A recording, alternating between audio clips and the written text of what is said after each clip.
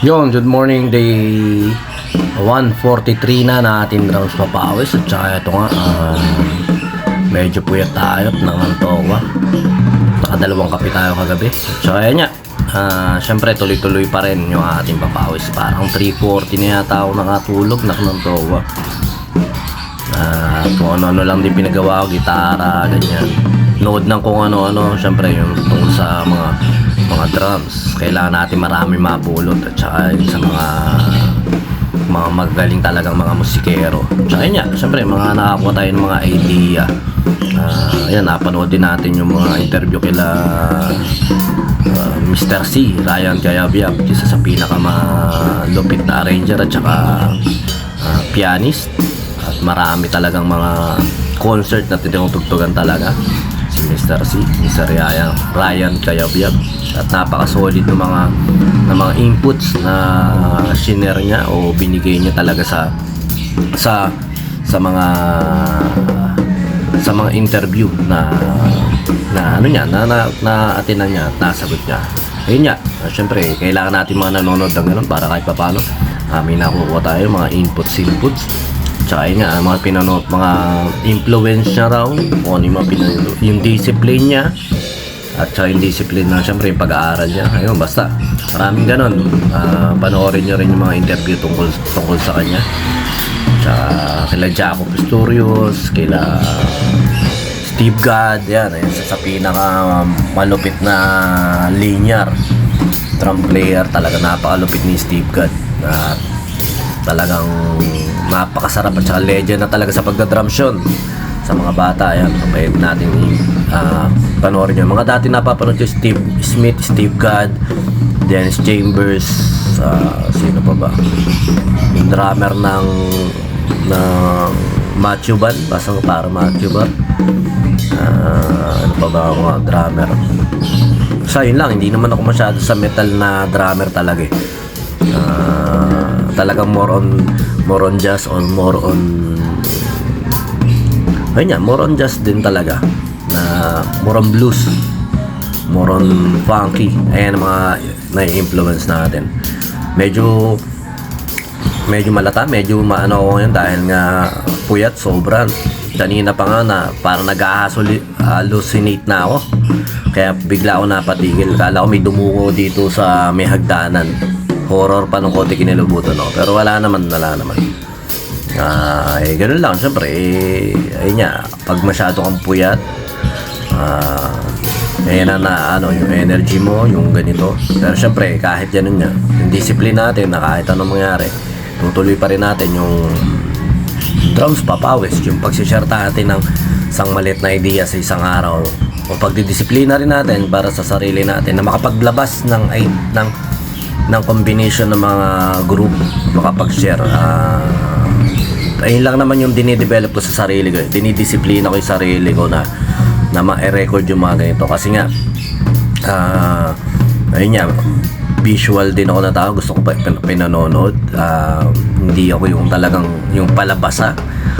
Kami pareho ni Sir Yuson, Ras Yuson, hindi kami yung palabasa, mahilig kami sa mga audiobook. Basta yun, medyo out of topic, pero yun, basta yun. Good morning, balik tayo rito sa pattern natin no nakaraan na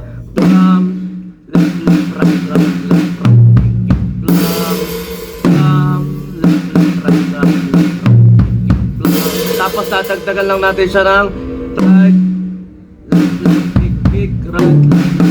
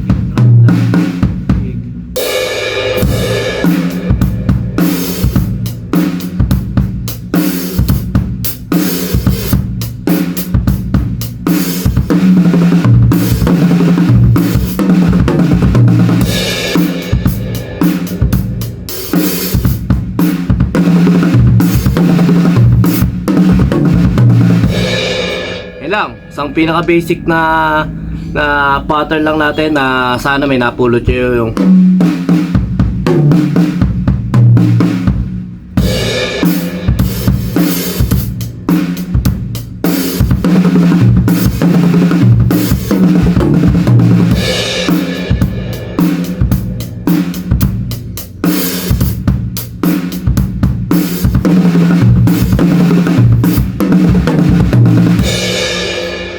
lang.